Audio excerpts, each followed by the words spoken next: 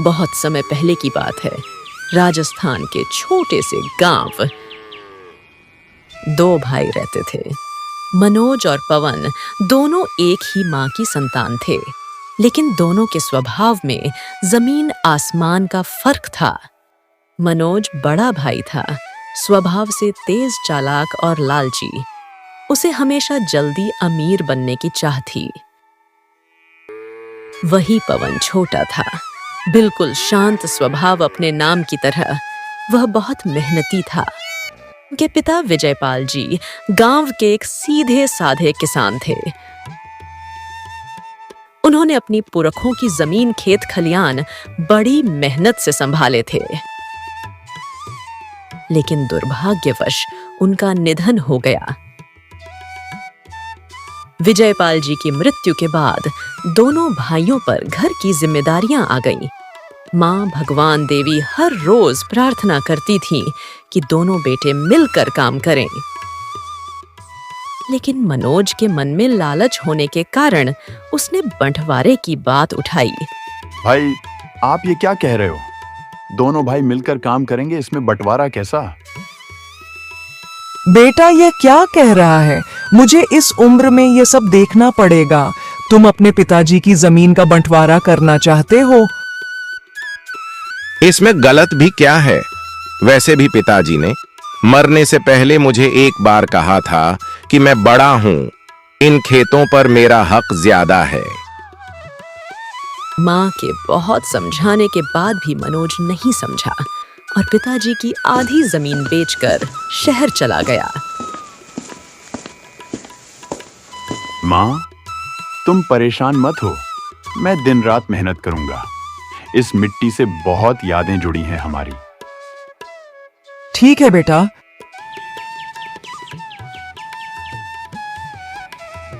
अब तो पवन हर रोज अपने खेतों में खूब मेहनत करता, हल चलाता, खेत जोतता, सब्जी उगाता और माँ का ख्याल भी रखता।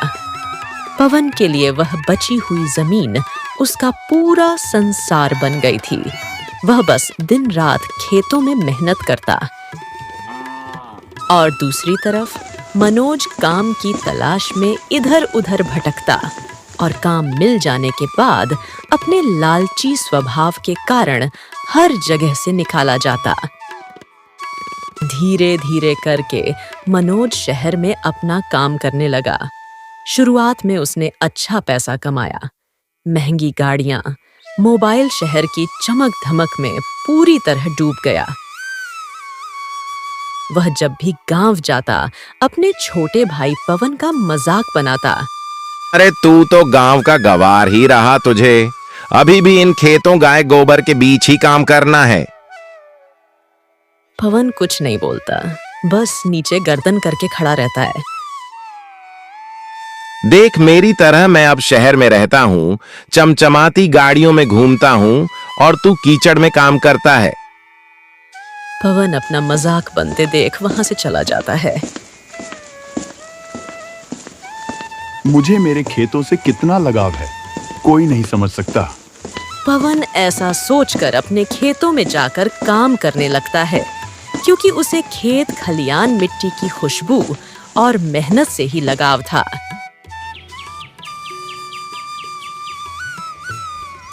पूरा दिन काम करने के बाद दोनों माँ बेटे खाना खाते और सो जाते।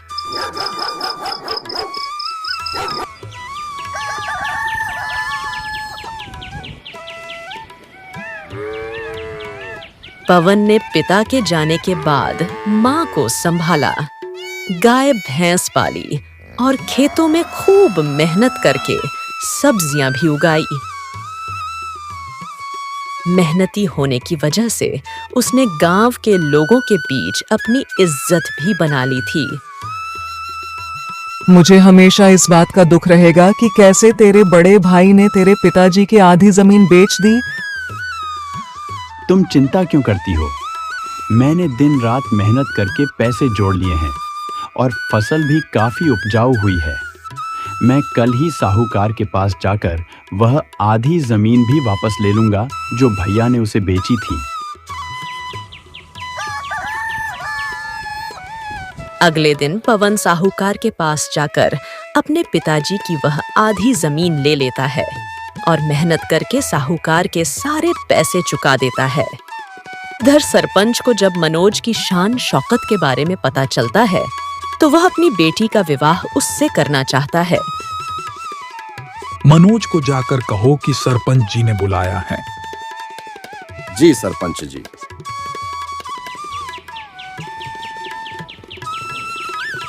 अगले दिन मनोज सरपंच के घर पहुंच जाता है।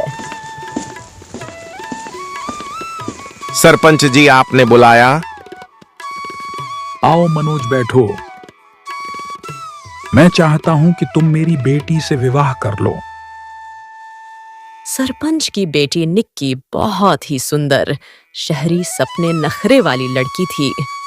हाँ, देखा तुमने, सरपंच अपनी बेटी का विवाह मुझसे करना चाहता है। सरपंच की बेटी से विवाह करके तो मैं और भी अमीर हो जाऊंगा। वह देखने में भी सुंदर है, मुझे तो वह पहले से ही पसंद है। मनोज को निक्की बहुत पसंद आई।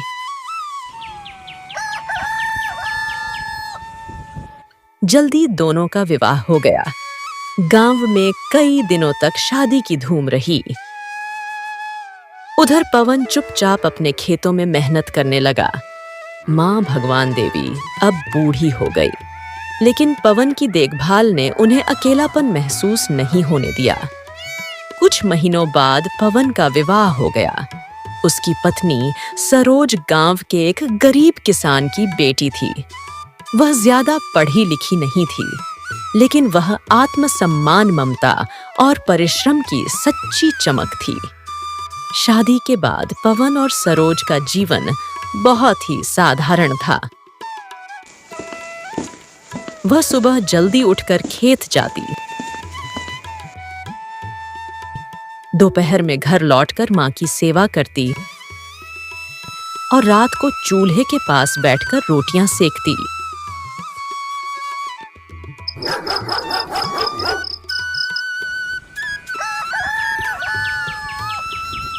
अब दोनों भाइयों की जिंदगी अलग रास्ते पर चल रही थी। मनोज का शहर में व्यापार धीरे धीरे कम होने लगा। उसके लालची स्वभाव के कारण पर कर्ज में डूब गया।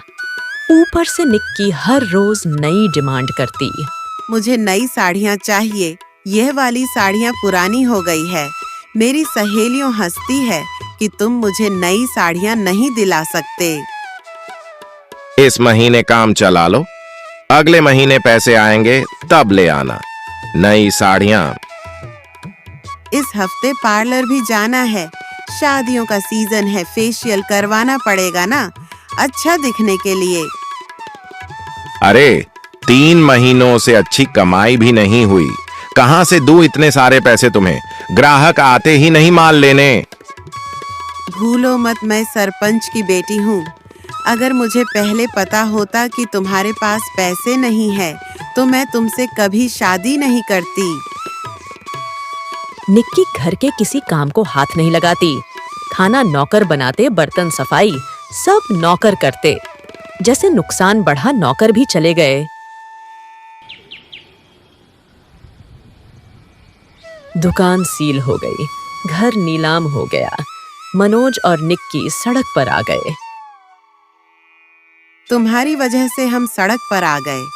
इस धूप से तो मेरी त्वचा खराब हो जाएगी। मैं अपने पापा के घर जा रही हूँ। ऐसे मुझे अकेले न छोड़ो, मैं सब कुछ ठीक कर दूंगा। पवन धीरे धीरे तरक्की करने लगा। उसने अपनी मेहनत से अपनी बची हुई आधी जमीन भी साहूकार से खरीद ली थी। उसकी फसल अच्छी हो रही थी। सरोज हर रोज गाय की सेवा करती, मां का ध्यान रखती, घर का सारा काम करती।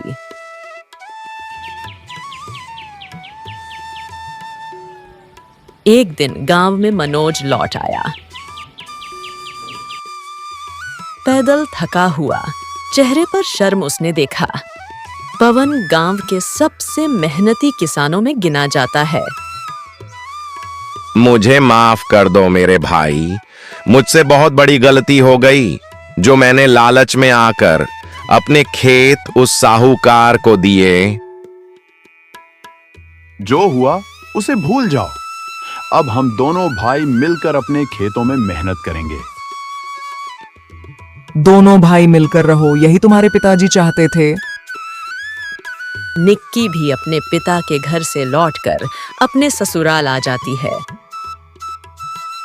अब विजयपाल जी का पूरा परिवार एक साथ मिलकर गांव की खुले वातावरण और खेत खलिहान के बीच अच्छी जिंदगी जीते हैं।